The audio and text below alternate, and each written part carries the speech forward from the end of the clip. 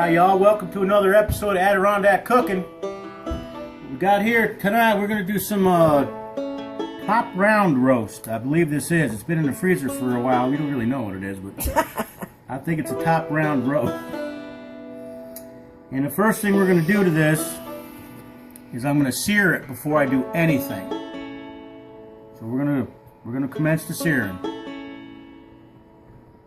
Alright, so we're going to douse this with a little olive oil, rub her up a little bit, get her nice and lubed, a little dry.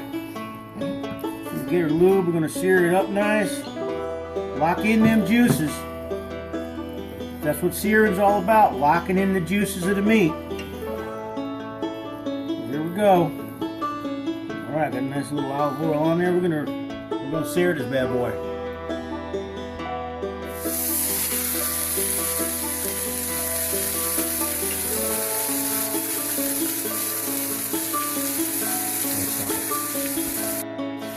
Shut it down and just let it go real slow the rest of the way. And that's what I want.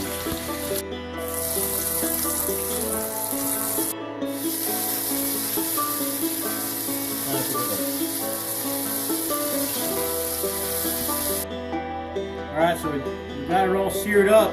All the sides of the meat in the pan. Seared it all up. Next thing we're going to do is we're going to poke a couple of holes in this and stick in this garlic, because I do love garlic. I'm going to stick that right in the meat. And I'm going to do this all through the meat. I said all through the meat. Alright, you can stop that. Alright, now, when you sear the meat, the reason you sear beef is to hold in the juices. So me putting in all these cuts really doesn't make much sense if you're trying to haul in all the juices. But I'm going to start this out on the barbecue on the smoker at a very high heat. So it's going to re-sear this all over again with all the garlic in there. So I can do that. So that's what we're going to do.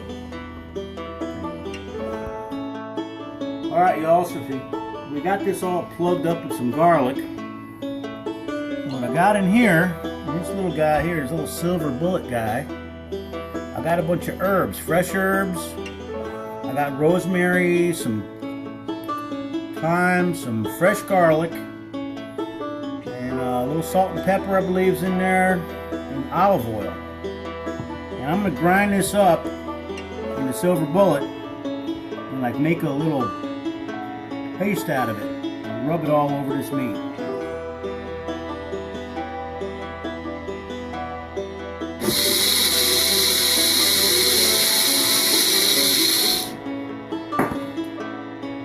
Alright, the other thing I had in here I forgot to tell you is garlic and herb Mrs. Dash. I love this stuff because it has no salt in it. And it's really, really good. So that's something else I got in here. I just wanted to let you know that before I forgot. Alright, we got her plugged up. We got this here herb paste made up, and we're going to rub this on this. Rub it on this meat here. Nice like that. Oh man, this smells really good already. Wow, it smells good. Fresh herbs. It smells really good. Man, I'm going to take a bite of this before it goes in the refrigerator. I'm going to put this all on here. Just like this. You gotta use fresh herbs. You use fresh herbs, it comes out so much better. There's no comparison between what you buy in the jars and what you get fresh. Huge difference. The flavor from fresh is so much better. Alright, now we're going to do this. And we're going to wrap this up and let this sit in the fridge overnight.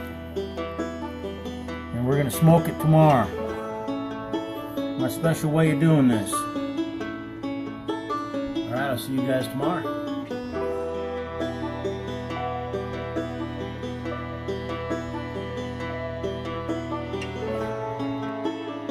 We had this in the fridge marinating overnight. I'm going to get ready to throw that out there on the smoker. Alright, so we got this up to 400 degrees. It's as high as I can get because it's cold out. Temperatures are dropping. I'm gonna put this bad boy on there.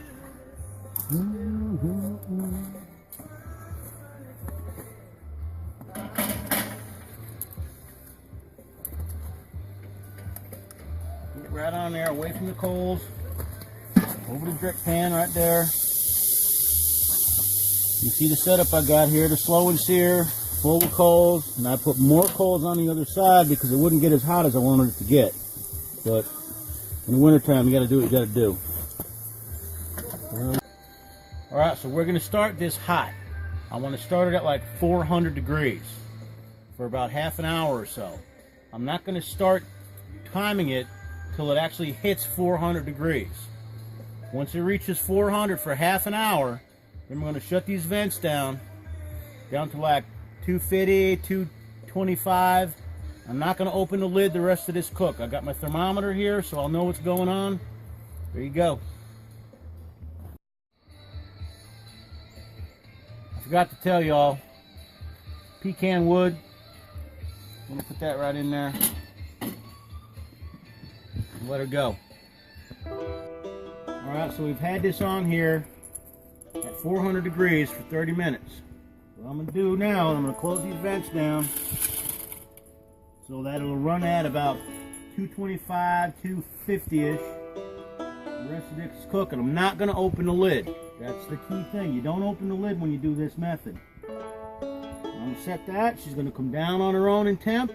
And when the internal of that meat reaches 130, we're going to pull it off and wrap it up. That's it. Alright, so it's at 133 internal. So we're going to pull this off of here now. We're going to take it inside and wrap it up.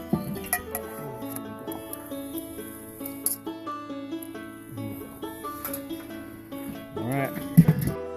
Alright, so got this off the heat. I'm going to wrap this in this parchment first, and then the foil. Like so.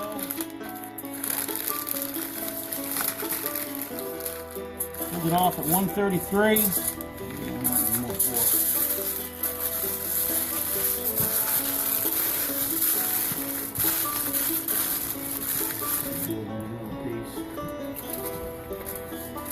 I'm going to let this rest for a while.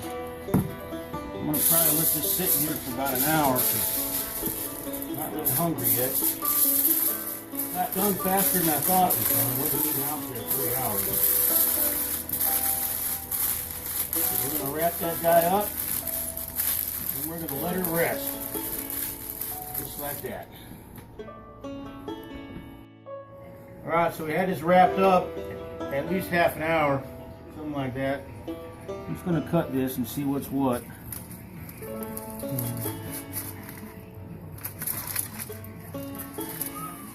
There you go. Nice. Right there. That's what we got. Now I would rather have had this outer crust on this get harder, but I couldn't get the barbecue up to 500 like I wanted. It's just too cold outside. It just wasn't going to happen. Used half a bag of charcoal and still couldn't get it up to temp. But that looks beautiful right there, folks. That's pretty damn good. And this smells amazing. We really do need smell-o-vision. Smell it. Taste it. Pull apart. Got that garlic in there. That's good stuff. Wow, that outer crust is really good.